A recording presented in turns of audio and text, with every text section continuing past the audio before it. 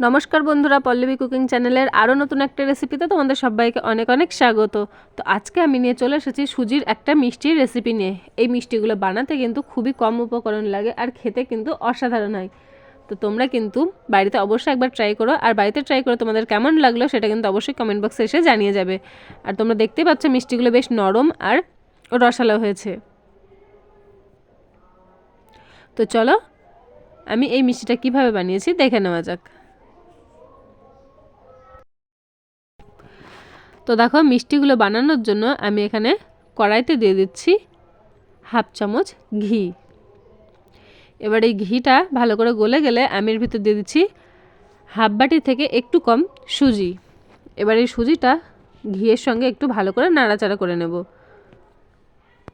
সুজিটা একটু ভেজে নিচ্ছি, যেন সুজিটা লাল না হয়ে যায় সেরকমভাবেই কিন্তু ভাজতে হবে।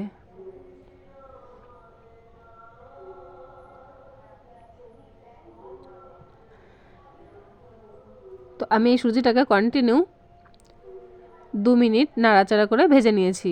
এখন এই সুজির ভিতর দিয়ে দিচ্ছি 3 চামচ মতো চিনি। চিনিটা দিয়েও খুব ভালো করে সুজিটার সঙ্গে মিশিয়ে নিতে হবে।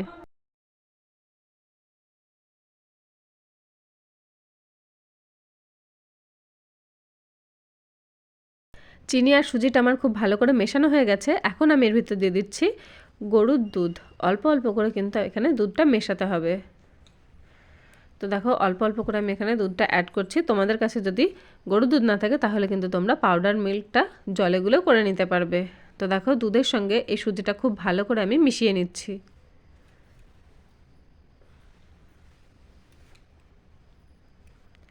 আর 1 মিনিট জাল দেওয়ার পর কিন্তু সুজিটা এরকম ঘন হয়ে গেছে। আমি আরও 1 মিনিট জাল করে নিচ্ছি।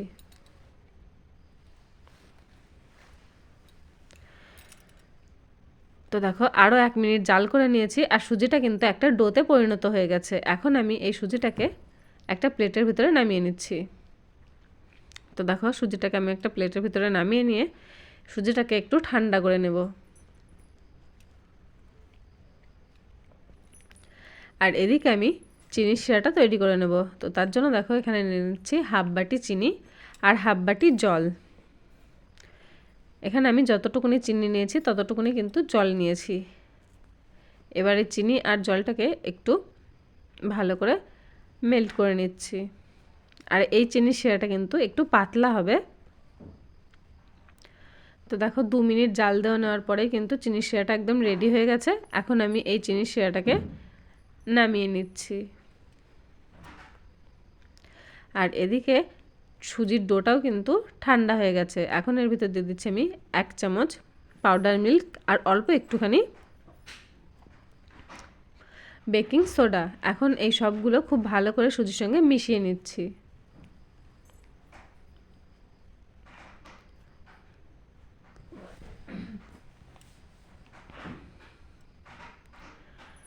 সুজির ডোটা আমার খুব ভালো করে মাখা হয়ে গেছে।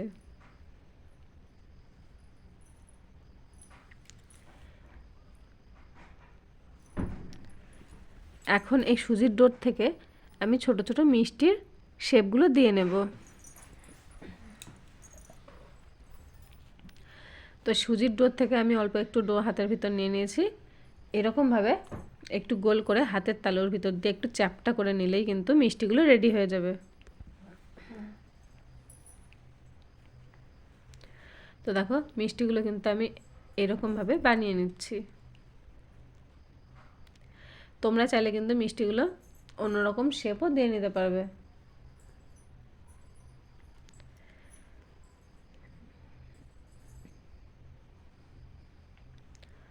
তো আমি সবগুলো মিষ্টি একই রকমভাবে বানিয়ে নিচ্ছি।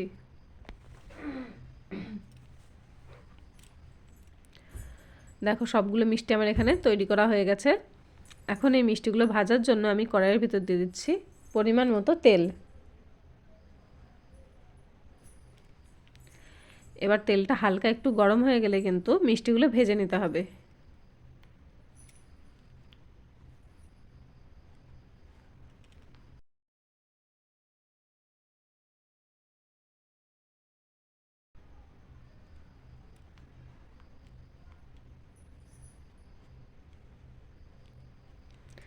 মিষ্টিগুলো আমি 1 মিনিট ভালো করে ভেজে নিয়েছি।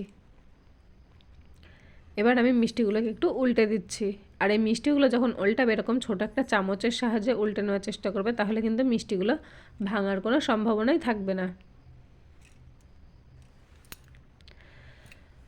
তো মিষ্টিগুলোর কিন্তু বেশি ভাজার কোনো প্রয়োজন নেই, কারণ সুজিগুলো কিন্তু আগে থেকে সিদ্ধ করা আছে। তো দেখো মিষ্টিগুলো আমার খুব ভালো করে একটু ব্রাউন কালার করে ভেজে নেওয়া হয়ে গেছে। এখন আমি মিষ্টিগুলোকে তুলে যে চিনির শিরাটা আমি তৈরি করে রেখেছিলাম তার ভিতরে দিয়ে দিচ্ছি।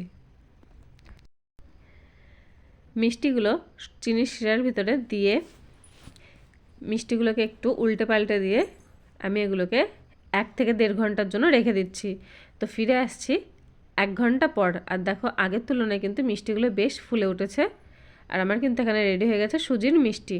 তো বন্ধুরা, আশা করছি আজকের ভিডিওটা তোমাদের ভালো লেগেছে। যদি ভালো লেগে থাকে তাহলে লাইক কমেন্ট শেয়ার করে দেবে। আর নতুন দর্শকরা অবশ্যই চ্যানেলটাকে সাবস্ক্রাইব করে পাশে থাকা বেল বাটনটি প্রেস করে যাবে নতুন ভিডিওর আপডেট সবার আগে পাওয়ার জন্য। আর দেখো মিষ্টিগুলো বেশ নরম আর রসালো হয়েছে। তো বন্ধুরা, ততক্ষণ ভালো থেকো, সুস্থ থেকো। দেখা হচ্ছে পরবর্তী কোনো একটা নতুন রেসিপিতে।